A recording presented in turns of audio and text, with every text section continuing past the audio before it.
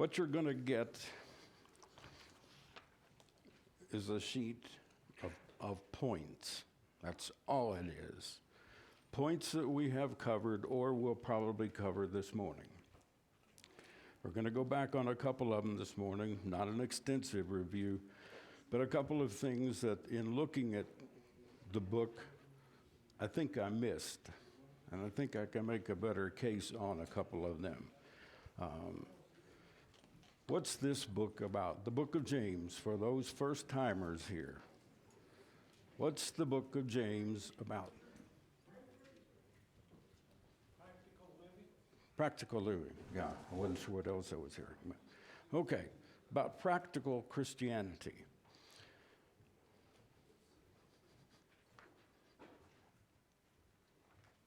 Don't you move any further forward than this, okay? That's as far back as that goes, okay? Yeah, I don't want to miss you.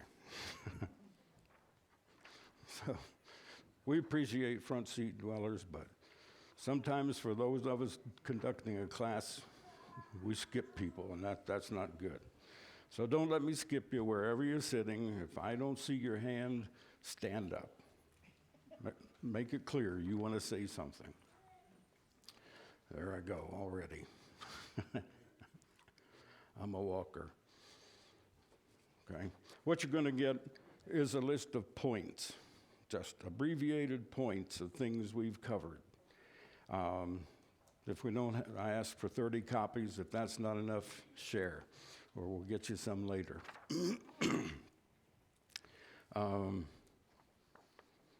One of them I want to go back to.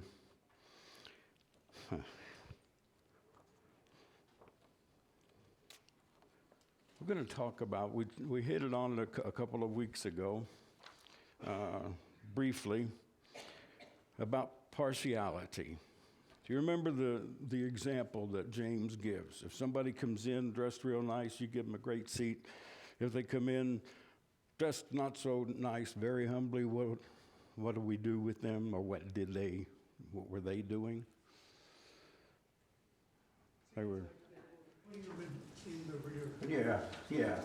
We really don't want to see you, kind of thing.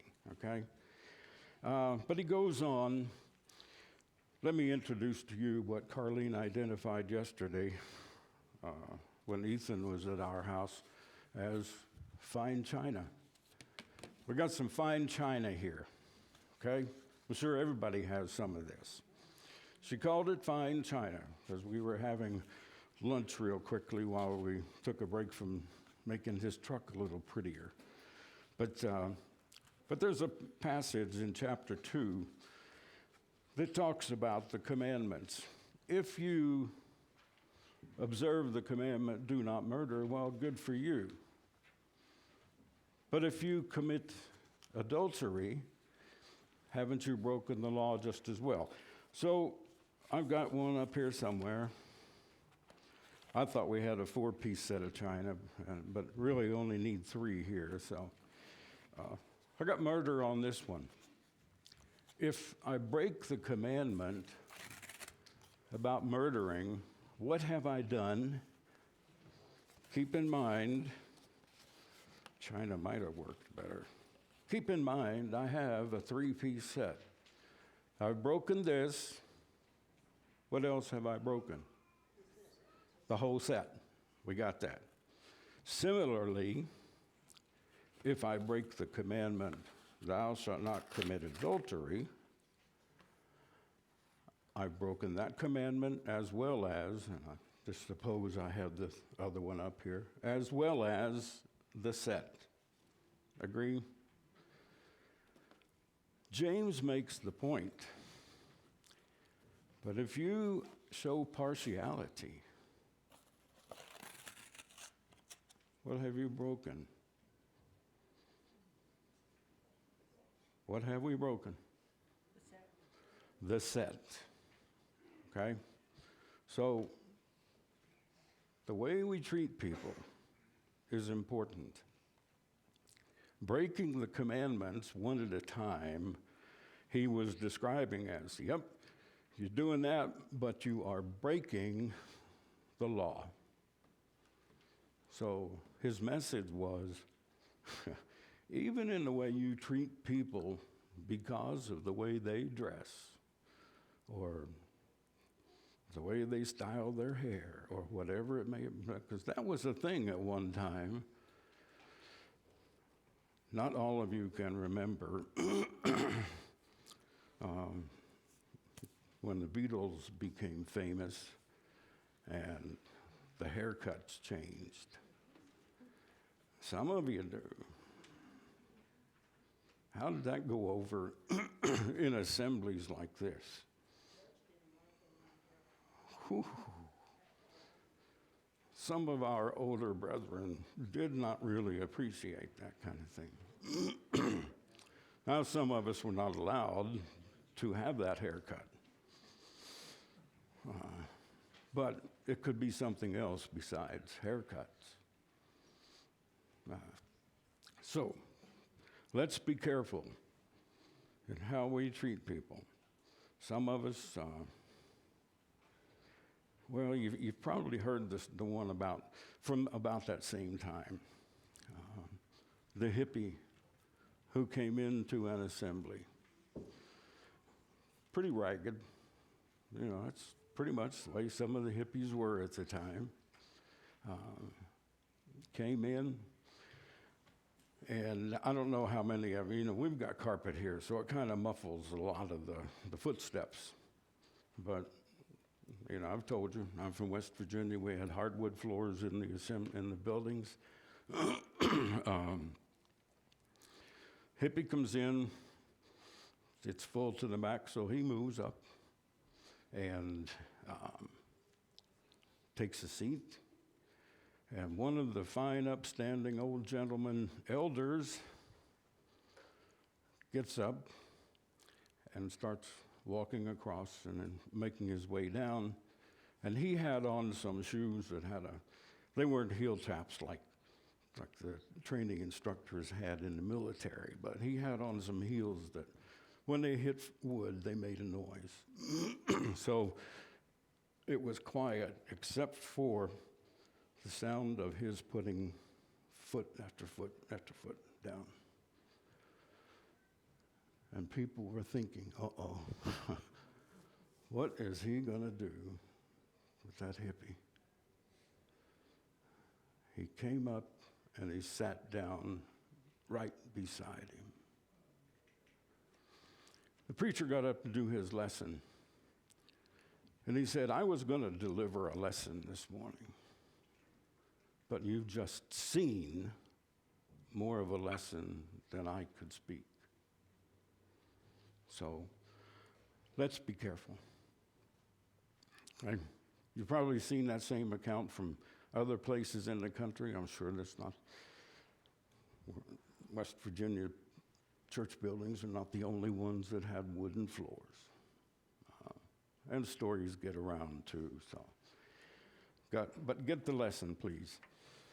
Skip down. Most of you may have the points thing. Skip on down some. And go to, let's see, we did the partiality. The important thing there in chapter 2, walk the talk. You may have a note on the side there about walking the talk. Importance. It's one thing. And how does James express it? It was in the chapter there. What example does he use? If somebody comes along and they are, let's fill in the blank. Poorly clothed and lacking in daily food. Yeah, hungry, don't have food, and you say, Be warm and be filled. yeah, what good did you do? What have you done? You've talked something, but you're not walking it. It's an important lesson we have to get.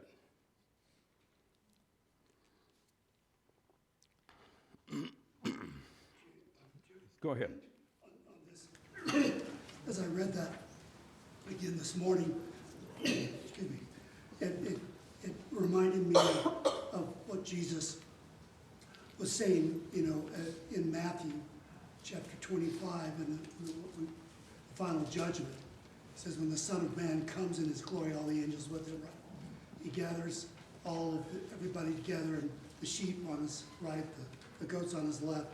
And it's pretty convicting when you have James, the brother of Jesus, saying these things here, and then you see what happens in the end, where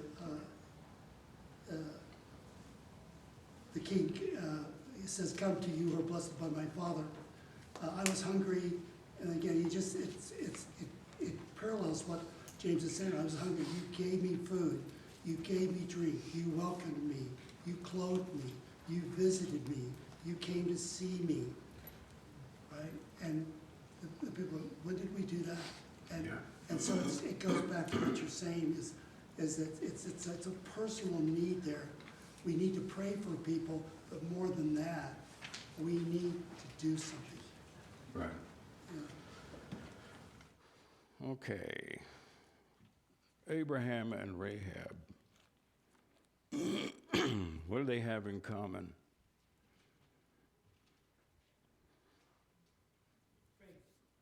And they showed their faith by their works, as we are instructed to do. Okay? What do you know about Rahab? She has sinful lifestyle. She had a sinful lifestyle. But what good thing did she do, and why? She hit the spies because she had more faith in God than she did in her own people. Yeah, why did she have that faith in God? She recited quite a bit, didn't she? She recounted for the spies the things they had heard, and that those things that she had heard were the reasons she showed her faith by her works. Okay? She hid them, made sure they were safely out of town, and so on. So, Abraham, really tough one here, isn't it? Except that, well, what was Abraham told to do?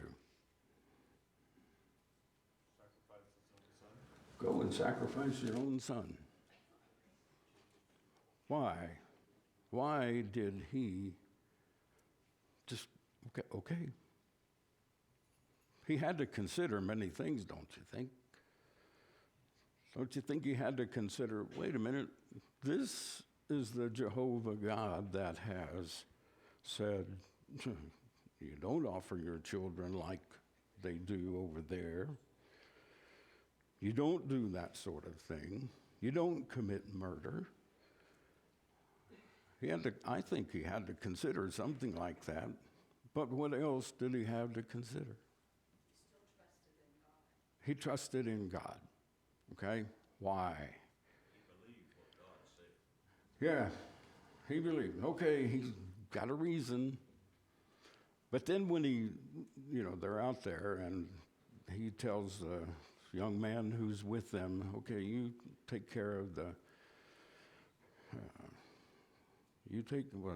donkey he was supposed to take care of, and Abraham said, we're going to go on. And what else did he say? We will come back. We will come back. So he expressed some kind of faith in God that it's going to work out. It's going to work out. Do we have the same kind of faith in God? We get caught up in a lot of stuff. We see a lot of stuff happening. So, where is our faith?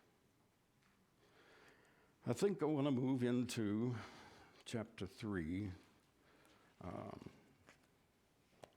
We've already touched on some of it from time to time. But that first verse. First verse. Let not many of you become. Oh boy. Where do you go with that? Is he saying,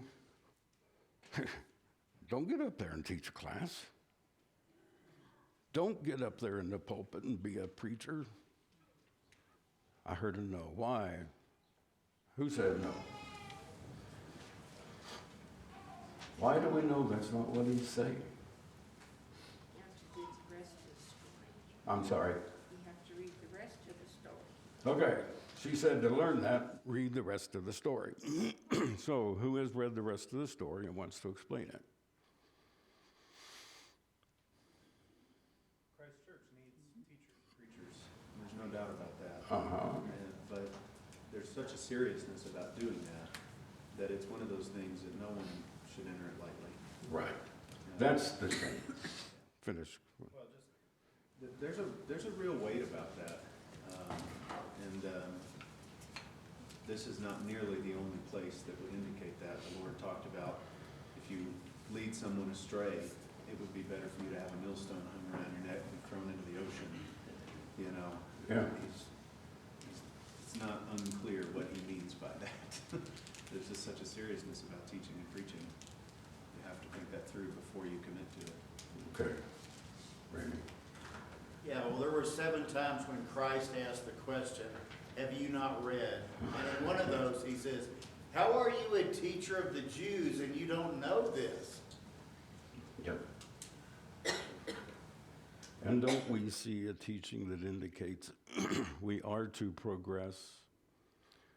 Aren't we to equip each other to do more and more? Yeah, but as Dan pointed out, be prepared. Be prepared and stick with the book. Stick with the book, Gary. I was going to say, all teachers prepare, but sometimes when you're in class, there's a question that's asked Oh, yeah. that you don't know the answer to. Don't say, well, I'll get back to you and then not get back to it. Because it's a growing opportunity for all of us when that happens. Yeah. So one good way to handle that kind of thing is say, who'd like to address that? Say, I don't have an answer on the tip of my tongue, but I expect somebody does. Or if it comes to it, we're going to take it as, let's all be prepared to answer that question next time we come in. Okay? You don't have to have all the answers, because there will be, where they say from out in left field, there will be something come in.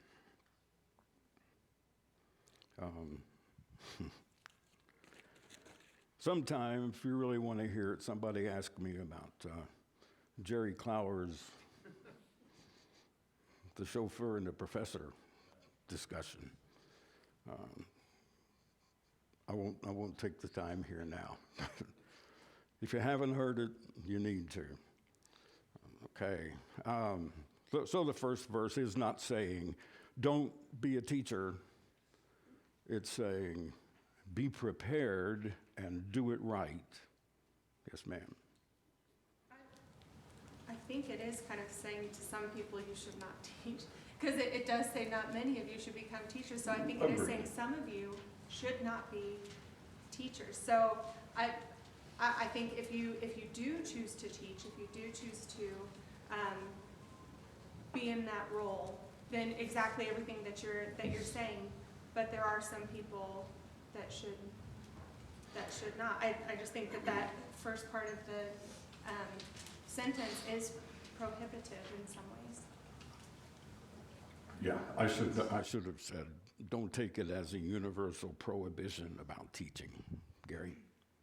The other thing is it doesn't say all of us need to be teachers specifically. We will teach because of our example and by the things that we are doing. We're gonna teach anyway. Yeah. But, and I'll say formal, with quotes, formal teaching Right. is a responsibility and it needs to be taken seriously. Okay. Just another corroborating, oh, sorry, I didn't raise my hand. Oh, Okay. Alex, sorry. You guys were discussing, you were, go ahead. All right, 1 Corinthians 12 talks about spiritual gifts. The gift of teaching, I mean, that is a gift, to be able to teach. To be able to preach, that is a gift. We have a responsibility, and that's what 1 Corinthians talks about, is that we need to know what our gifts are so that we could use them for the glory of the Lord. And so, I mean, so it's okay not to be able to teach, just know what your gift is and use it for the Lord. I think I'd want to temper that just a little bit with, are we talking about gifts or are we talking about talents? I would maintain that the spiritual gifts discussed there were for that time, okay? We have talents we develop today, okay? And some of us can develop song leading talents a lot better than some of the rest of us, okay? Some of us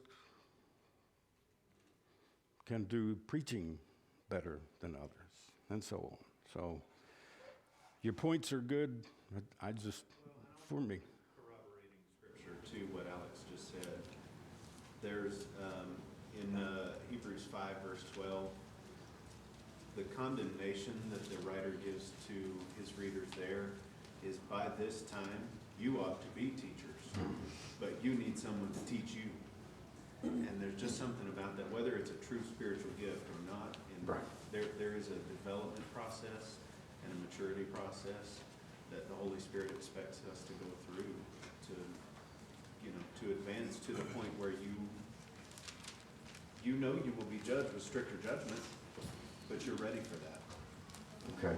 That's where this, I think Alex's comment is really going, and Okay, it Ben, fits with the Hebrews writer. Ben, then Mickey. People in the back can't hear, the questions being asked. It's just me and Alex arguing, don't worry about it. We do it all the time. Dan, stand up, turn that way, summarize the argument and the conclusion and your statements there, and then, Alex was pointing out that in 1 Corinthians 12, there's the gift of teaching. And I think Jim rightly pointed out, in 1 Corinthians 12, the reference being made there is to actual gifts of the Holy Spirit, like miraculous outpourings. But Hebrews 5, it's verse 12, talks about people, Christians maturing to the point of being able to be teachers. Even knowing what James says, that you'll receive stricter judgment, you should still go for that. And we should still try to mature to the point where we're willing to accept the stricter judgment. feel better now, Ben? Not just speaking for myself. Oh, I know, you got a whole back row there, so, okay.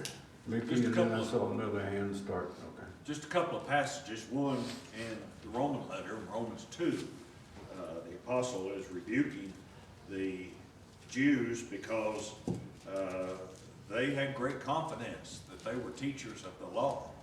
But the criticism that Paul lodges against them is you don't practice what you teach. Right. So you're not a good teacher. You don't need to be teaching. And then, of course, the apostle Paul writing again in the letter to Timothy, 1 Timothy chapter 1, verse 7, he rebukes certain teachers because though they wanted to be a teacher, they didn't understand what they confidently affirmed. Again, you've got the element of hypocrisy, and that was Jesus. Somebody mentioned it, Matthew 23. The Jewish teachers wanted to be called rabbi, but they wanted the title, not necessarily to observe the responsibility that was imposed upon them. Yeah. Okay, Jeff? I think a part of the warning too is sometimes when you're teaching, there may be a temptation to teach what you want to believe and and not what the scripture really says. And I think that that's something that comes with maturity, and takes time.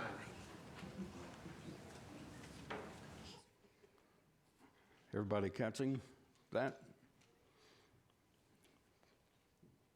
Comment?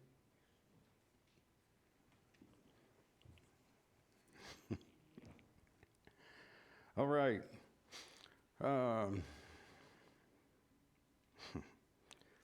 The second verse, we all stumble in many things. If anyone does not stumble in word, he is a perfect man. Oh my, really? What kind of perfect are we talking? Sinless perfection? Is that it? Let's see some east-west. No, that's not. I think it's a perfection of self-control. Yeah, self-control. He's learned self-control. And then he jumps right into, well, he finishes there in that verse with he's able to bridle the whole body, but then he starts talking about which of our parts. He's going back to the tongue, which is what you used to teach with, and therefore it's really all the same issue. Yeah, and you see that through James. There's a big thread. There are several threads going through.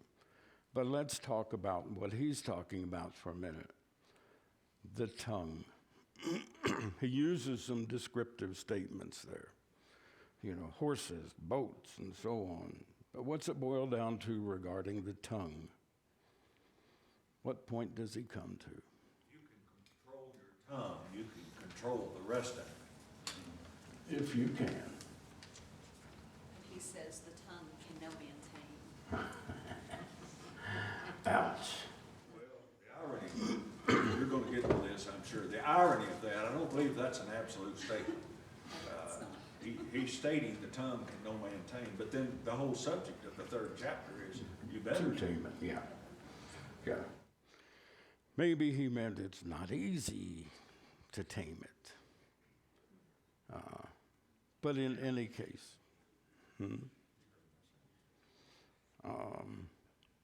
what are some of the things, let's just call them sins of the tongue. What are some of them?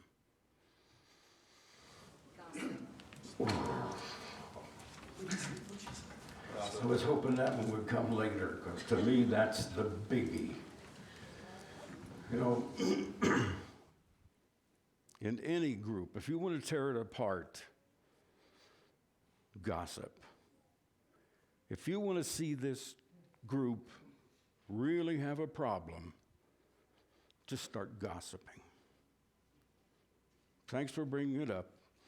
I was going to make it later, but let's just get it out there. Jim is really upset about gossip. You go ahead. Yeah, we're not through with gossip yet. Let's hear some comments about gossip. Well, it's sinful. Oh, thank you very much. One of the statements that's made in Leviticus 19:16 is, "Thou shalt not go up and down as a talebearer among thy people." And elsewhere, what kind of wounds does gossip cause? Destructive. For those in the back, she said, destructive wounds. And I'm just going to say it again. If you want to see this place fall apart, just get into gossip.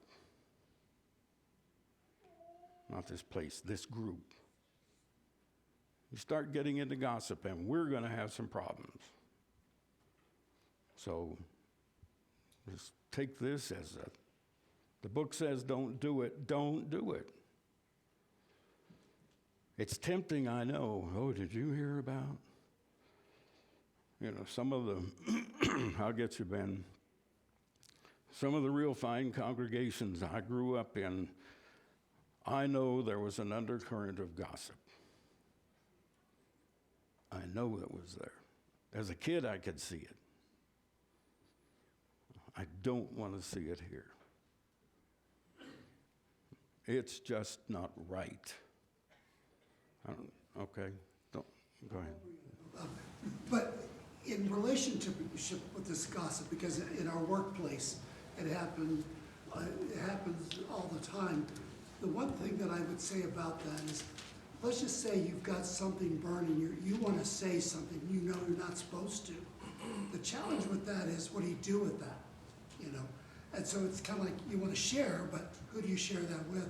The best advice I ever got was, if you've got you're sitting on a tack, or you've got something to say, and it may be legitimate, you don't know. Either take it to the person, if it's about a particular individual, you know, practice that Matthew 18 principle, go to the person, or take that issue to someone that can do something about it. So, for example, in our workplace, what I would say is, don't talk to your peers, because they're not going to do anything other than commiserate with you or whatever. Bring it to a leader. Bring it to me. To bring it to somebody that can hopefully do something about it. And that really kind of lets some of the air out of the pent-up frustration that somebody might have. So again, our encouragement to you're addressing the flock here, that if there's something that is bothering you, don't be afraid to share that with somebody that can do something about that. So. Points made. Oh, we still got some. Go ahead. I was just kind of, it sounds so simple, right? Like, don't do that in church or in workplace, but why does it happen all the time? What I've come to is it's two reasons. It's either pride, because gossiping makes another person look worse than me, and I feel better about myself, or ego of some sort. I think actually more of the time it's the lack of courage to go have a difficult conversation or to make someone or myself feel uncomfortable. And we talk ourselves out of doing that, taking it to the person, as Rob was saying, because we come up with a slew of reasons why we shouldn't do that. But instead we sit on that tack, and it's going to come out anyway. So I think we have to have the courage ourselves also, and the trust, the other person we go talk to, that, I'm bringing this to you because, I don't want to gossip about it. I'd rather just speak to you directly about it. I know that's not comfortable, but, which is, most people don't like having uncomfortable conversations. Ben? I had a couple points. One about gossip. One thing I've told at least one of my daughters is to not use, like, let's say one of my daughters is sharing about someone at school and what happened, and if their siblings around, I may say, you can tell us the same thing without saying their name, and if you just don't say their name, that is part of it. But a second point would be, Proverbs 11 says to avoid a gossip, and I think that's for a few reasons. One is, if they are a gossip, they're going to gossip about you. Number two, because if you spend time with them, you're going to learn their ways. It's kind of an addictive type of a thing. Okay. Gary? Well, I think James prepped the battlefield in 119. Swift to hear, slow to speak, and slow to wrath. He prepped it before he even got to the other part of it.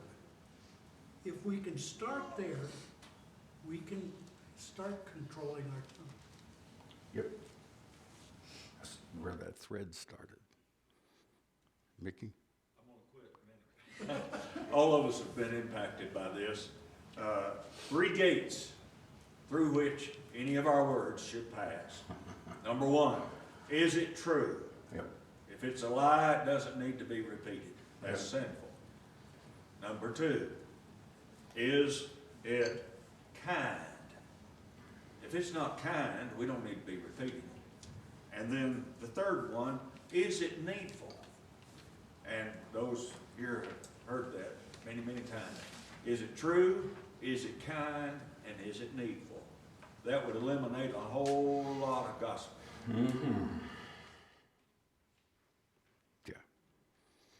got the point about one sin of the tongue is gossip.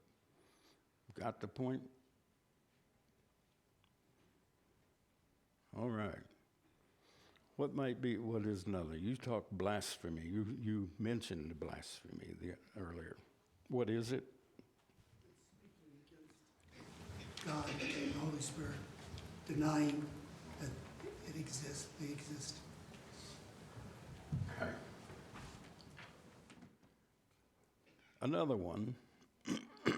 How many of you remember Roger Miller, a singer?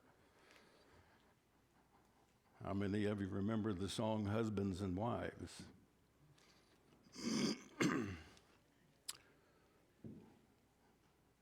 Hands. How many remember the song Husbands and Wives? Okay, I'm not going to sing it, believe me. Not this guy. I could probably quote a couple lines and it might come to you, but one of his lines was probably the one that gets cited the most. He says something about believing that pride is the chief cause in the rise, in the decline of the number of husbands and wives. But before he gets to the pride part, pretty much opening the lines, the angry words spoken in haste. How does that already go against what James said? Slow to speak. And Miller is making a comment here. The angry words spoken in haste. So we got slow to speak, should be slow to speak. But what's happening is somebody's letting the mouth run off with the anger they're feeling. And he says, the rest of that line is, the angry words spoken in haste, such a waste of 2 lives. Sound like not familiar within our own instances, but I'm sure we know of cases where, if it just hadn't been so quick to say the things he or she is saying, that marriage might have lasted. So, can there be difficulties in a marriage? Oh, yeah. There can. We've got to be careful, especially in marriages. So, I'm not going to beat that one to death, but it's, let's be very careful about expressing anger. It can be done. It needs to be done at times. But do it. Right, go ahead. Gossip and what you're talking about, and even joking, all of that, a lot of it overlaps in the way that it's to belittle other people and make them feel smaller or less than, through a mean joke, through anger. You say really harsh things to other people in anger. Gossip, it's just to diminish other people. Yeah. For a second of maybe feeling better about ourselves, and then hopefully a lot longer to feel worse about ourselves if we're, Good point. Good point. Jim, we've been talking about words, but in this day and age with social media, so much of that goes on through emails and text. I have learned that if I have something to say to somebody, I really need to do it face to face. Now that, to Derek's point, that takes a lot more courage. But it's easy to send a text and not, get the feedback. It's easy to send the email and just say what you want to say with no thought to what Vicki talked about. Is it true? Is it kind? Is it needful? Because even then, it just comes off wrong. It's happened to me so many times where I sent something and all of a sudden I've offended somebody. I'm like, no, that wasn't the case. Anyway. We just got to really be careful with the things that we send through the internet.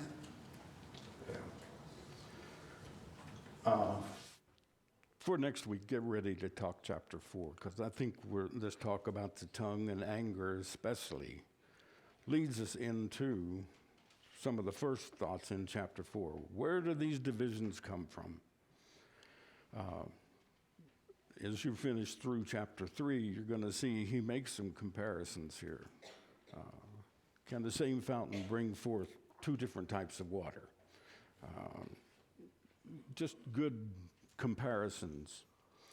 Go ahead and read those and get the message that he's talking there about, you claim to be this, but your speech betrays you. Remember the Old Testament example about a password? Yeah. Louder, so they can hear you at the back. Their password in the Old Testament. Yeah, it was a moment in the Judges where they were testing who was part of their group and part wasn't, and the password was shibboleth because one accent couldn't say it correctly. Yeah. Their mouths were not formed to say the word. Updated version of that, they're looking for a criminal out on a dock someplace, and there are these two gentlemen that the authorities think may well be the person they're looking for. So they ask them, where'd you guys come from? And both of them said, we came in on a ship, or separately. I came in on a ship, I came in on a ship. So they ask the first one they say, so what was the name of the ship you came in on? And he looks around and he sees a boat, a ship with a name on it, and he says, the Tucson Queen. So what's the problem? It should have been the Tucson Queen. Okay? Some things, our speech betrays us. So be careful. In order for our speech not to betray us, what must we do?